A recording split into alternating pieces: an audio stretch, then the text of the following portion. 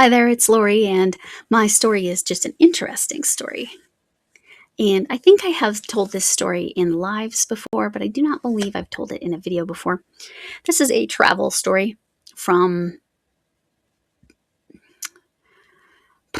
2005, I think.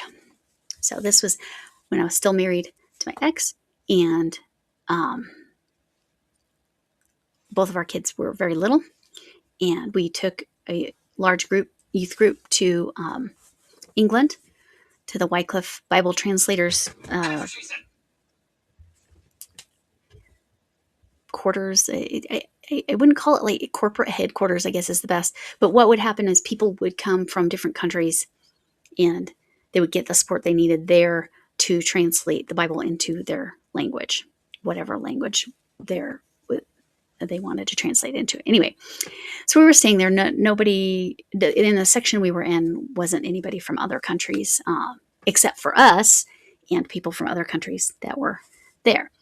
Anyway, I'm establishing that. I think I already told that I got lost story from that England trip. If I haven't told I went jogging with one of the other women, and we didn't pay attention to the signs, and we ended up in another city. If I haven't told that story, let me know in the comments, and I'll tell that story. But the story I'm going to tell today is before we got to where the camp was. I guess we'll call it that. We were in London, and we were going around and, sightseeing and doing the things. Well, we were near, is it Cambridge or Oxford? I always forget which one it is. I think Cambridge. Right next to the pub where C.S. Lewis and J.R. Tolkien, I'm not sure the correct pronunciation of his name, Lord of the Rings author, and C.S. Lewis, author of many, many books, Chronicles of Narnia, right? Isn't that his? Anyway, where they would hang out together. So there was a little plaque where they would hang out together. So we saw that. But that's not that's cool. But the really cool thing was me and two other people in the group, and my daughters, we all went to this museum, and it had this ad for traveling chalkboard display or something like that. Anyway, it was a math and science museum. Of course I'm going to go. I'm going to go in. I didn't know what this chalkboard thing was. I kind of ignored it initially. We went around, we looked at all of these tools and instruments that they used with math and science hundreds, thousands of years prior, which is really cool because we just don't have much like that here in America, unless it's from indigenous Native Americans, from tribes. We do have some very, very old stuff there, but that's their property, not in a museum, which is rightful. Just that's the right thing. So we're going around. Finally, we go, okay, let's go see what this chalkboards thing is. And we're looking at it, and there's these chalkboards on the wall. Most of them had a piece of plexiglass over it, probably just to protect the chalk so it wasn't like getting worn off or whatever. And then it would say who wrote on that chalkboard. So what it was people would come to, again, I think it was Cambridge, and they would give lectures and write on the chalkboard. They would save the chalkboards of the famous people that came and spoke there.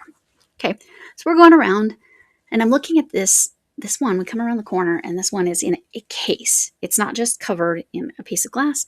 It's in a case, and I'm like, oh, that's interesting. That's integrals and differential equations. And that's really that's much higher level math. I'm like, okay, whose is this? Any guesses? Albert Einstein. So I saw Albert Einstein's actual handwriting on a chalkboard. It was cool. It was so cool. And somehow, when we got home, the computer ate the photos when we downloaded them. So I do not have a picture of this, but I did see it with my own two eyes, and it was very cool. So that's my story for today. Not a funny story, just a true story and a very cool story. Traveling is amazing. and I'm a big fan. I think it's valuable if you have the ability, especially as a teenager, if you can get out and see other parts of the world. It gives you a perspective that I don't know if you can get otherwise. It opens your eyes to being more accepting and all of that kind of thing. Anyway, that's as much as I'm going to say about it. I would love to travel more. I've traveled a fair amount. I would love to travel more. I don't usually do sightseeing type stuff. I do a little bit everywhere I go, but probably more in my future, whenever my husband retires and whenever we don't have teenagers in the house anymore. So anyway, this Throwback Thursday is a crocheted dress. It's a pineapple stitch, but it's a knitting channel, which is so funny. I didn't remember that. Luckily, I posted on Facebook where I had this, where I made this from. It was made with, let me go over there. I know what the colorway is, Himalayan salt. Pound of Love, Himalayan salt. This is for my granddaughter. So I'm going to show a picture. Maybe I'll just play music and not talk about it.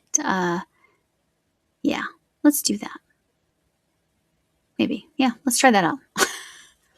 Anyway, I'm going to say the goodbye here, even though you haven't seen the item yet. Stick around for the item because it's very cute. And again, this was early in my crochet journey, so I would have followed instructions pretty exactly, except hers has buttons, and I know I didn't want buttons, so I think I did everything and then sewed the little straps to the dress. Anyway, thanks for coming in. Can I get an amen? I'm not really saying goodbye, but stick around to see the item. Hugs from me, my potato head. Hugs from me. Hugs from a distance if that's what you need. And someday, all my yarn will be back in here in this room. Someday. And yeah. All right. So with that, you matter and kindness matters.